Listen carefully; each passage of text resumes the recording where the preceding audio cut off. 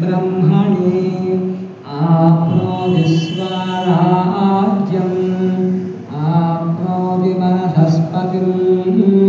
वाक्पतिश्चक्षुष्पतिः श्रोत्रपतिर्विज्ञानपतिः एतत्ततो भवति आकाशशरीरं ब्रह्मा सत्यात्मप्राणानामं मनः आनन्दं शान्तिरमृतमृतम् इति प्राचीनयोग्योपास्वा पृथिव्यं तरिक्षं योगिशोरान्तरदिशाः अग्निर्वायुरादित्यश्चन्द्रमा नक्षत्राणि आपकोषधयो वनस्पतय आकाश आत्मा इत्यधिभूतम् अधाध्यात्मम् प्राणो व्यानो पान उदानस्तमानः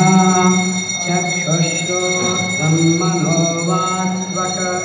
चर्ममागुंसकृत्स्नावाक्यमज्जा एतदधिविधाय ऋषिरवोचत् पाङ्गम्बाद्धगुं सर्वं पाङ्गेनैव पाङ्गकृष्णोतीति ओविति ब्रह्मा ओविकेतदुं सर्वम् ॐ एतदनुपतिः स्मवा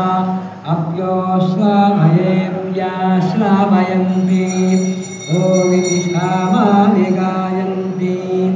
ओं शोविति शस्त्राणि शकुंसन्ति ओमित्यत्पर्यप्रतिगणं प्रतिगृणाति ओविति ब्रह्मा प्रसौति ओविति ब्रह्मणस्तमक्षम्नाः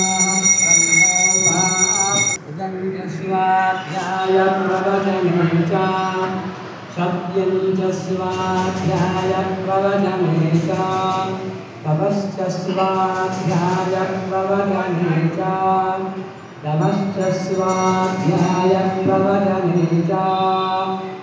शमश्च स्वाध्यायप्रवचने च दमश्च स्वाध्यायप्रवचने च अग्नयश्च स्वाध्यायप्रवचने च अग्निहोत्रं च स्वाध्यायप्रवचने च अधिदयश्च स्वाध्यायप्रवचने च मानुषं च स्वाध्यायप्रवचने च गजा च स्वाध्यायप्रवचने च अजनश्च स्वाध्यायप्रवचने च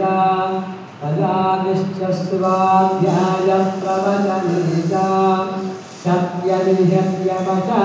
सत्यनिषत्यवचाराधिकरः तपैतपो नित्यतो वशिष्टिः स्वाध्यायप्रवचने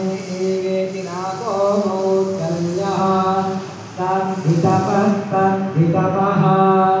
अहं वृक्षस्य वेदिव कीर्तिपृष्टं गिरेदिव भूत्वपवित्रो भाजिनी वस्वमुतमस्मि द्रविणपुं सवक्षसं सुमेधा अमृतोक्षितः इति त्रिशङ्कोर्वेदानुवचनं